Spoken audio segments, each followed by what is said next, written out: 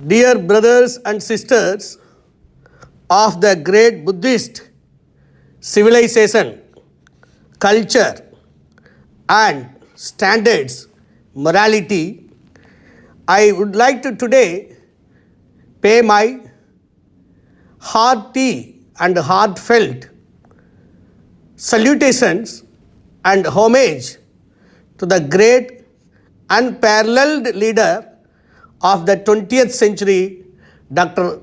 Param Pujya Dr. Bhimarao Ambedkar, Baba Sahib Ambedkar. This day is a day of very great depression to us, as the light, the modern light of Asia has gone off on this day. Today we are mourning on the 64th day of the passing away of the light that has illuminated all the nooks and corners of this country in all that matters and subjects that have a bearing on the welfare of human beings as a whole, and in particular the welfare of the Bahujan, the great majority people of this country. Dr. Ambedkar has illuminated with his great erudition, scholarship, and polyglot scholarship on various languages and multidisciplinary, interdisciplinary scholarship and original thinking. He can be catalogued into so many disciplines, founding father, in a way we can easily say. If we say that is he a historian? Yes, he is a historian, and beyond that. And as a historian, he has contributed more than what a professional historian is claiming to be, or she is claiming to be the specific domain expert of that field. If he is an economist, yes, he is an economist par excellence when compared to many of the economists who claim to be, contributing originally to the economic thinking as a subject for alleviating the human sufferings. Similarly, you can take him as a linguist, as an Indologist, as a Buddhologist, as a comparative religious studies expert, and you name it, and Dr. Baba Sahib Ambedkar stands out as an original thinker and contributor, and also a great specialist who has never lost sight of the general context of the other relevant fields of epistemology, and then he proceeds to give great light on the subject that he takes up for discussion, be it the matter of the budget or be it the matter of annihilation of the evil practices of caste system in this country.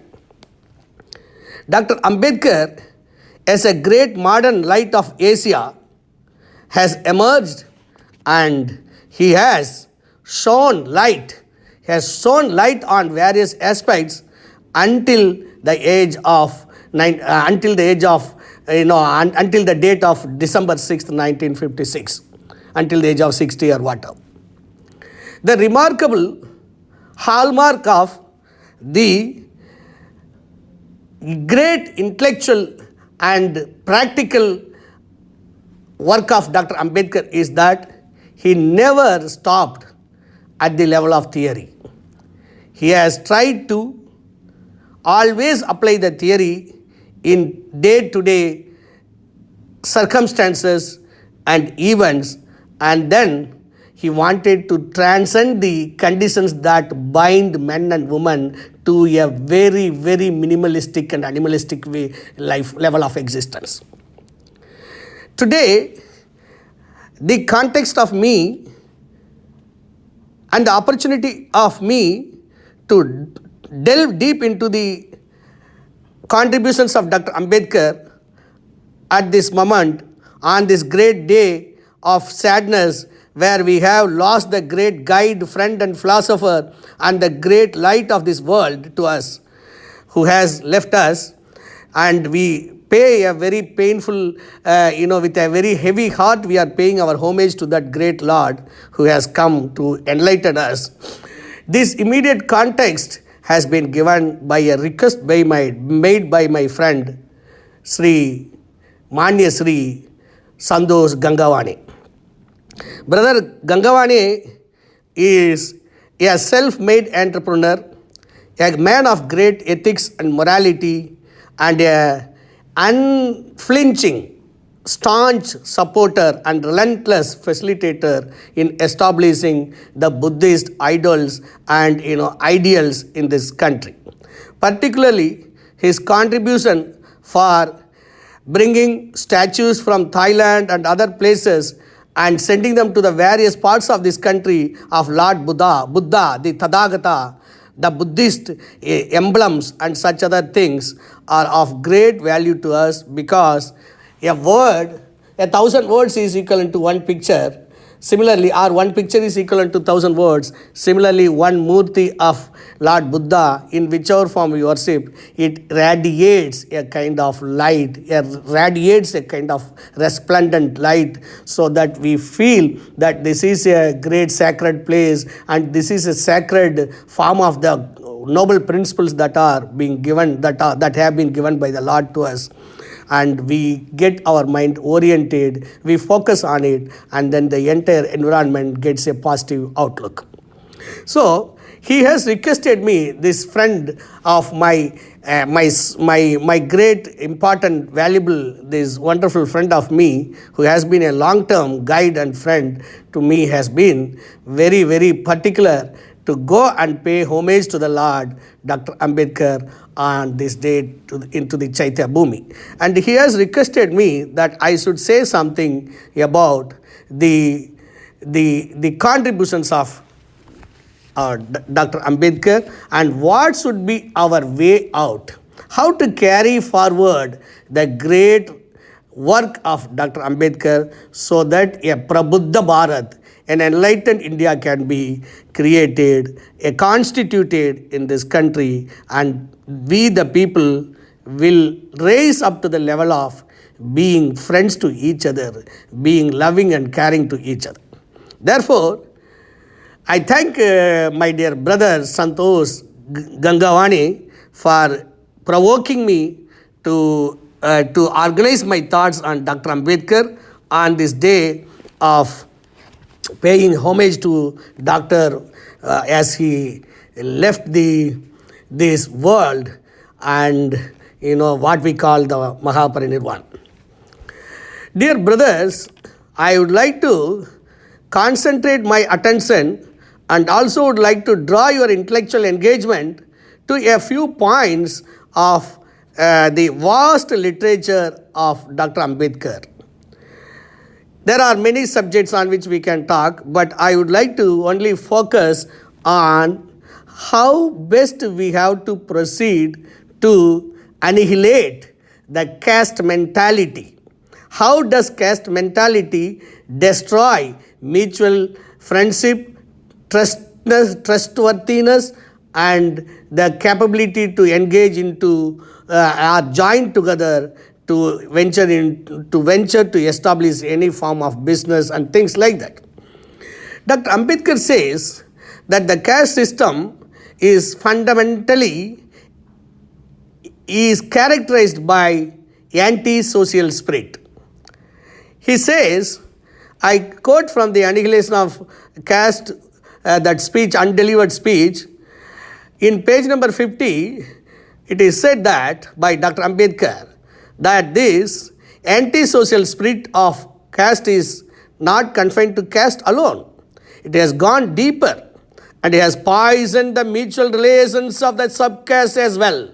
In my province, the Golak Brahmins, Dyoruka Brahmins, Karada Brahmins, False Brahmins, and Chitpavan Brahmins all claim to be subdivisions of the Brahman caste. But the antisocial spirit that prevails between them is quite as marked and quite as virulent as the antisocial spirit that prevails between them and other non-Brahmin castes. There is nothing strange in this. An antisocial spirit is found wherever one group has interests of its own which shut it out from full interaction with other groups, so that its prevailing purpose is protection of what it has got. This antisocial spirit, this spirit of protecting its own interest, is as much a marked feature of the different castes in their isolation from one another as it is of nations in their isolation. The Brahmin's primary concern is to protect his interest against those of the non-Brahmins, and the non-Brahmins' primary concern is to protect their interest against those of the Brahmins. The Hindus, therefore, are not merely an assortment of castes, but are so many warring groups, each living for itself, and for itself is ideal. If you care to pay attention to this profound analysis of the psychology, the social psychological effects of caste, analyzed by Dr. Ambedkar, we come to know that the antisocial spirit is the central feature defining characteristics of caste system. What does it do? It does in developing group hatreds against the other groups, and there is no possibility of any group interaction among the groups in a democratic and a mutual and cordial and in a friendly way. There are groups, they selfishly seek to develop their own interest or protect whatever they have got, and do not see the reason as to why that kind of clinging to one's own interest is inimical or dangerous to the overall welfare of the entire society. These tendencies of the groups to be warring against each other is actually the result of the anti-social spirit, which is embodied in the form of a hierarchical notion of caste system. That is why this anti-social spirit of caste has to be discarded, and we have to go for a social spirit. In cultivating the social spirit, esprit de corpus, they call in the administrative sciences the feeling of a team, the feeling of a group, the feeling of belonging to oneself to one group, that kind of feeling, a kind of organic solidarity, what Emily Durkheim would be asking for as the precondition for the establishment of a society, that would be missing in the context of caste being an antisocial spirit. To break that antisocial spirit and to cultivate social spirit, we have to go to an outlook, a philosophy, a kind of religious system, a system of values where social spirit is cultivated, where social spirit is welcomed, where social spirit is the basic norm of mutually associated way of interaction and living. That way, the answer that Dr. Ambedkar gave against the antisocial spirit of caste is that of the social spirit of Buddhism. In Buddhism, you have a social spirit in the beginning. In the middle, you have social spirit in Buddhism, and in the end, there is social spirit in Buddhism, and thus social spirit prevails. The spirit of being social prevails in Buddhism from the beginning to the end, and endlessly it is a socially spirited way of living, way of seeing things. There is no scope for any selfish concerns. The very origin of Buddhism goes to the renunciation of Lord Buddha of his royal life and royal pleasures for the sake of the welfare of many and for the happiness of many. Similarly, the moral and intellectual philosophical revolution brought out by Lord Buddha in his Dhammachakra Parivartana, that has inspired Asoka the great emperor, and he has also renounced his royal extravaganzas and megalomaniac feelings just to orient himself for the wealth and orient his government, the governance apparatus, the entire state, the colossal Mauryan administrative and imperial apparatus for the sake of the welfare of many, for the happiness of the people. So, to cultivate a social spirit, merely denouncing the antisocial spirit alone is not sufficient. It may be necessary, but it is definitely not sufficient. Then what is the way? We have to cultivate alternative and ameliorative and even better, and such a better system of alternative should be capable of withstanding the pressure or the onslaught that may come out from the antisocial groups or elements. And if you judge the value of Buddhism that has been given by Dr. Ambedkar, that has been shown by Ambedkar as the right path for building, re-socializing this country, a country which is marred by the warring groups, too many warring groups, then Buddhism withstands that kind of a standard test. Yes, in Buddhism, we find a social spirit because there is the interest of the group, the interest of the various groups that constitute society in a democratic, fair and transparent manner is the primary focus and not the individual's interest.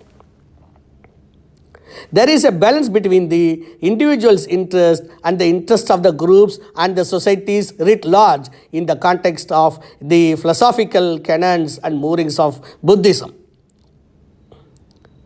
The welfare of the individual, the welfare of the mental structure and feelings and cognitive faculties of the individual, and the welfare and happiness of the family of the individual and the groups of families of the particular communities and the various communities and the relationship between various communities and as that if you progressively go forward, you see that the happiness of the nation as a whole and the happiness of the comity of nations, like that Buddhism will be expanding the social spirit so that the animal spirits are minimalized and progressively eliminated. The World Health Organization has a very interesting concept. It says that there is a antisocial personality disorder.